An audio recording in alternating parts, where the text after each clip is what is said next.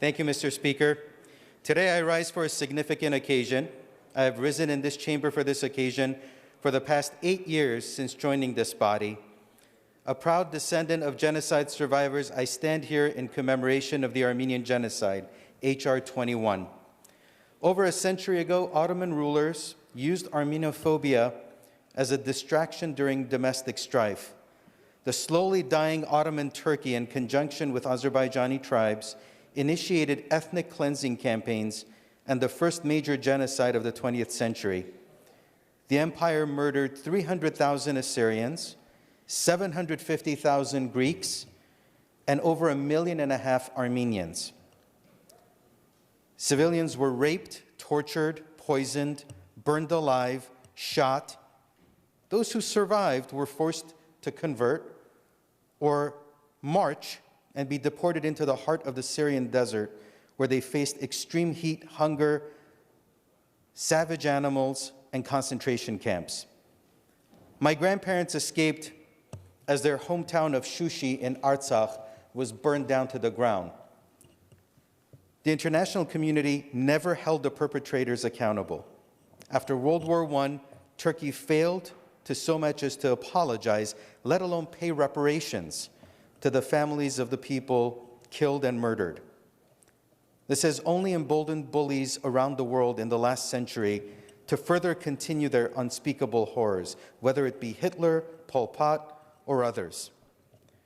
A century later, in the middle of the worst pandemic in 100 years, and while it was already suffering from the worst COVID rates in the world, Armenia was horrifically attacked by Turkey and Azerbaijan, attempting to further continue and ethnically cleanse indigenous Armenians from their ancestral lands. Turkey, the second largest NATO power, deployed Syrian mercenaries to attack Armenians and helped upgrade Azerbaijan's offensive system as well. Amnesty International verified 22 videos of Azerbaijani troops torturing and decapitating captured Armenians and mutilating the bodies of Armenian men who had fallen. In one instance, colleagues, an Azerbaijani soldier used a dead Armenian soldier's cell phone, called his family, and showed them on live Facebook, on live video, how he is decapitating that dead soldier. This is in the 21st century. This is last year, last fall.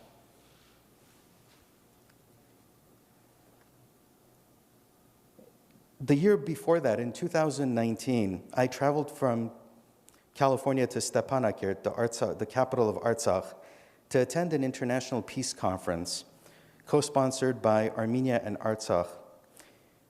The building that hosted myself, several other California elected officials, and over 150 international government officials was bombed by Azerbaijan just last year, the very building that hosted all of us. A tiny indigenous country landlocked between two hostile powers, Armenia lost 5,000 soldiers and 500 civilians last year. To put this into perspective, imagine if nearly 550,000 Americans were killed in a war in the middle of COVID-19 in a matter of 44 days. No one can be surprised when they attack the region's only thriving, growing democracy. Emboldened by a lack of repercussions, Turkey and Azerbaijan continually seek new ways to destroy the indigenous Armenian people. The genocide has not ended for Armenians, Greeks, and Assyrians, as their belligerent neighbors continue to threaten their existence with comments such as an Azerbaijani official saying their goal is to complete elimination of Armenians. An Azeri state spokesperson hoped that there will be no state of Armenia. Azerbaijan has destroyed tens of thousands of UNESCO-protected Armenian cross-stones. While many of us fight for justice, Turkey has driven a campaign of denial. It punishes Turkish citizens, its own citizens, who dare to acknowledge the crimes committed by the Ottoman Empire in 1915. In fact, it has laws that imprison anyone making anti-Turkish comments. Turkey threatens other countries from acknowledging the genocide. It uses a disinformation campaign to confuse the historical record. The historical consensus is clear. The Armenian genocide happened, and Turkey was the perpetrator. The Ottoman Empire seized nearly all Armenian properties, the estimated value of which amounts to trillions of dollars. On the eve of World War I, in addition to private property, Armenians living in the Ottoman Empire owned 2,538 churches, 451 monasteries, 1,996 schools. By the end of the war, only 6 churches remained standing. Today, Eastern Turkey, known as Western Armenia, is widely uninhabited, filled with ruins of Armenian churches and schools. Turkey owes its status as a global superpower to the wealth it stole from its Armenian population. In his Ober-Salzburg speech a week before the invasion of Poland, Hitler asked his nervous Nazi commanders, who after all speaks today of the annihilation of the Armenians. Hitler was directly inspired by the Young Turks, who'd carried out the same crime only 30 years prior.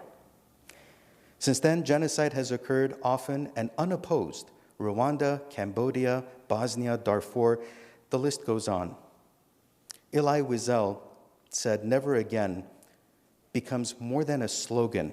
It's a prayer, it's a promise, a vow.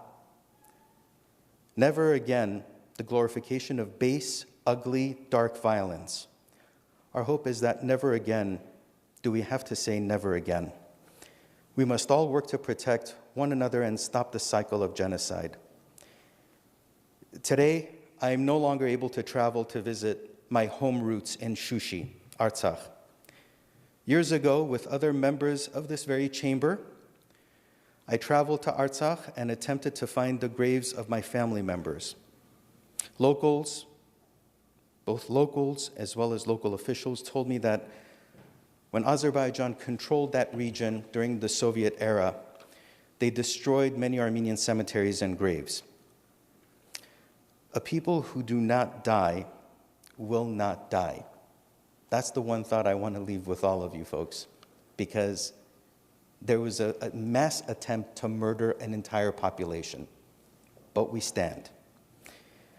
Dr. Mara Hatut once said, "Home is not where my grandparents are buried, but where my grandchildren are raised." California is home to the 3rd largest Armenian community in the world. 3 generations of my family have lived in 4 different parts over the course of the last 110 years before finally settling in the United States. This motivated me to run for office. I want to show my kids that California is their home. We will not flee, we will not run, we will not hide, we will not move. We are here to stay, and I'm proud to represent the 46th District in Los Angeles and in the San Fernando Valley.